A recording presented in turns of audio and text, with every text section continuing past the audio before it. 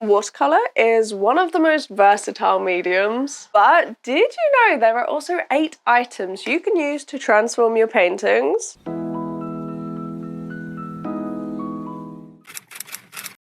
We're gonna start simple and then get more and more chaotic as it goes. So first up is the tissue blot. And for this technique, you're going to need watercolor. You could use other paint, but make sure it's watery. Grab a paintbrush and pop down some paint. I'm using this tiny little sketchbook and I've got kitchen roll. You can also use toilet paper for this or tissue paper, whatever you have to hand. Let's keep it nice and simple and paint down a flat wash. I'm using blue for a very specific reason.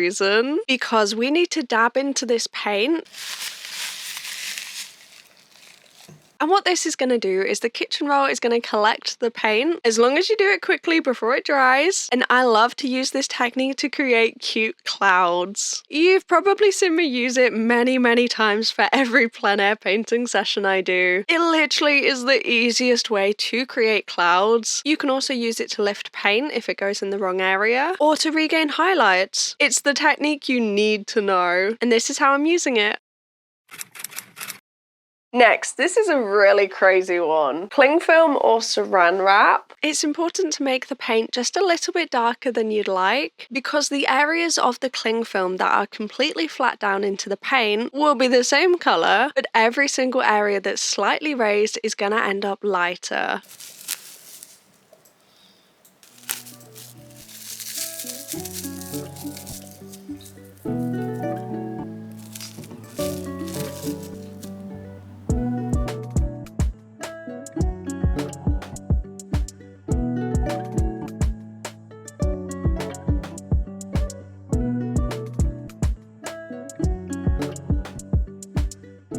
After it's dried, we're peeling that off, and if you look closely, you'll see the highlights. They are lighter, so it's important to work a little bit darker than you'd like. But how are we going to put this into practice? Well, it's really up to you, but as I said, I do see leaves. So we're going to try and make some texture and some hills. Ripped off 2 pieces of cling film, and we just want to scrunch those up. Now, you do have to work quickly for this step. You have to make sure that the paint is completely wet when the cling film is added.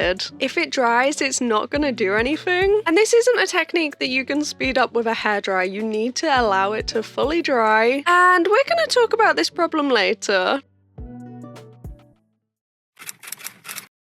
Oils and wax pastels resist water, so there's a lot you can do with them. I've grabbed this white oil pastel. This is just a cheap one that you can get from a stationery store. It really doesn't need to be good. The pros of using white are that you can't see the oil pastel, but obviously that means that I really can't see it whilst I'm drawing this, as you can see. So that's just something to bear in mind. Coloured pastels are easier to use because you can see them, but white pastels will form this lovely resist where all you need to do is add paint on top, and it's almost like masking fluid but with a little bit more texture. Like, look how pretty and simple that was. But how can we actually implement this item into our painting? Well, you're gonna have to use your imagination a little bit here because I'm adding the top of a wave. We're gonna come back to this later, but for now we're also gonna add a nice surreal sun. With oil pastels, they don't exactly give a realistic look, so I think it's best to lean into this. Have fun, create something that in this case is a spirally sun. But all we have to do is add yellow and it's done.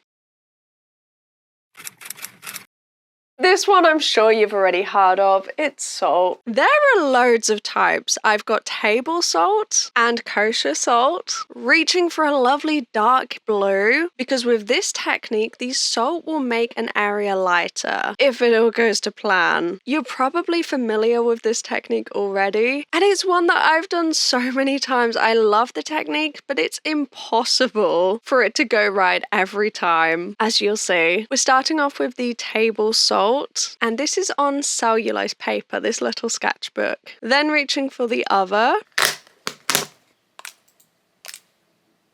I got this type of salt because I'd heard that it works better. Again, with this technique, you'll have to let it fully dry naturally. Rub all the salt off, and it didn't really do anything. In the past, I've tested the length of time between adding salt after watercolor, and I didn't really see much difference. I've also tested different colors, different papers, and unfortunately, a lot of it really is chance. I've used the technique before and it's gone perfectly for this piece here, and then I've tried to recreate it in the exact same sketchbook and it's not worked. It's a very difficult technique, but how gorgeous does it look when it goes right? Still, we're trying it again.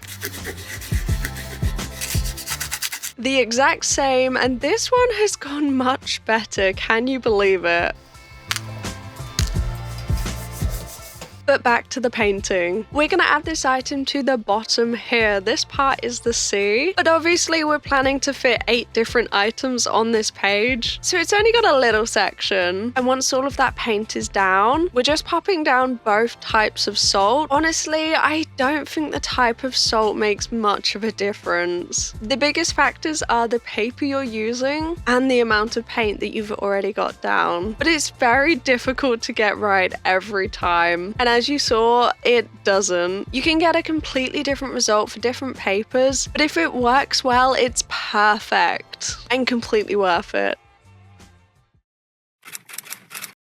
Since watercolor is a transparent medium, a good way to add contrast is by blocking out the paper so that the white shines in the finished piece. There's 2 ways to do this. Masking fluid is great, I do use it a lot, but what's something you already have to hand? Tape. It's a super simple technique. We just need to grab some washi tape, rip it up into smaller pieces, and pop that down on our page. You might have seen this technique used for lines or crosses, or to create abstract art, but have you ever considered using it in a different way? To actually create an item, an object. In this case, you might be able to tell already, we are creating a rose. It's a very loose style, but it's a lot of fun, great for children, and it really gets your brain going. It lets you find that creativity and see what you can make. So I definitely recommend this one if you haven't tried it. It's a great way to fill a sketchbook. And all you need to do is pop down some paint on top. Everything that's below the tape is going to be white when it's peeled off. So you might want to go in with a slightly darker colour for this one. I also added a little bit of pink in the centre of the rose, and luckily the tape peeled off perfectly with this paper. You have to make sure to test it with the paper type that you're using, because you really don't want the tape to rip your paper. Let's see how we can add it to this painting. I'm intentionally ripping the tape into very thin, long strips because we're trying to keep the white of the page to mark the top of the wave, which is usually the lightest part. It's washi tape, and both of these sketchbooks are not 100% cotton, so it worked absolutely fine. Be careful if you do use cotton sketchbooks, as it can rip the paper, especially if it's handmade. The next weird item is something you already have, a sponge. But how can it be used to actually create good paintings? I know what you're thinking. How is this gonna work? But trust me, okay? This is a sponge. We're using the hard side. I guess you could probably try both, but I've got a specific idea in mind. And once you see this texture, I think you'll figure out what we're aiming for. The sponge almost looks like splatters, and you can overdo it. I think I did towards the end. A little goes a long way in this case. And the sponge does absorb some of the paint, so you want to make it a little bit darker than usual. We're dabbing that green over the green that's already down. Unfortunately, I did a little bit too much cling film here, but this is going to give the illusion of bushes, of grass, of hedges. It's so simple and so quick. One of the most fun yet inconsistent items to use is alcohol. There's 2 techniques that you've got to see. This is the bottle that I'm using. It's IPA. You can also use hand sanitizer or actual alcohol. First, I'm reaching for a red just to fill the entire page with paint. For this technique, the alcohol is going to make areas lighter. And firstly, we are spraying it on the page. Are you ready? How crazy is that? Now, the second type is more common. Unscrew the top and you can get these results. Lovely circular rings from where the alcohol's dropped onto the paint, and all you have to do is drop it down. I have done this before with a dropper tool, but since getting this bottle, it's so much easier to just use the end of the spray. And as you can see, it works instantly. You can even try and draw with it to try and get those highlights back. It's fun and it works every time. For the left side of the wave, we've got a lovely dark wash, and again, we're just dropping the alcohol in the paint and getting identical results. If you haven't already, you've got to try this one. And finally, onto the weirdest item, rice. Okay, I know what you're thinking, rice? And I thought the same thing, but bear with me on this, okay? Firstly, we just need to get a flat wash of paint down. Once again, the rice is going to make an area slightly lighter. So all you need to do is drop it down into the paint and let it fully dry naturally.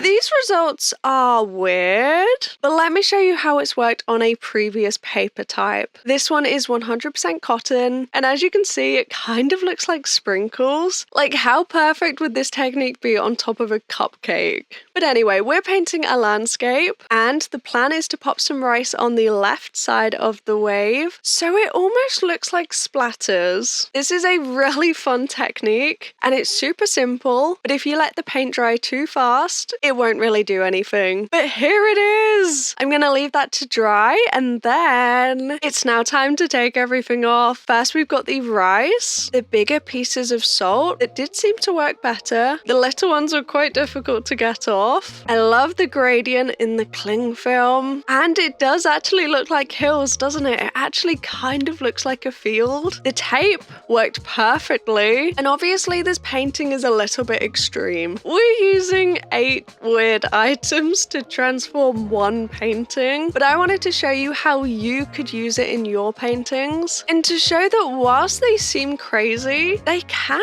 actually fit in. They do actually work. Now we need to fix this mistake. Often with cling film, it's very easy for it to move the paint outside of where you'd like it. All we need to do is bring that line back with some paint and it's all done. This piece is crazy. Which item is your favorite? If you've tried any other weird items, let us know in the comments. Give this video a like if you'd like to see more. I'll see you in a few days. Bye bye.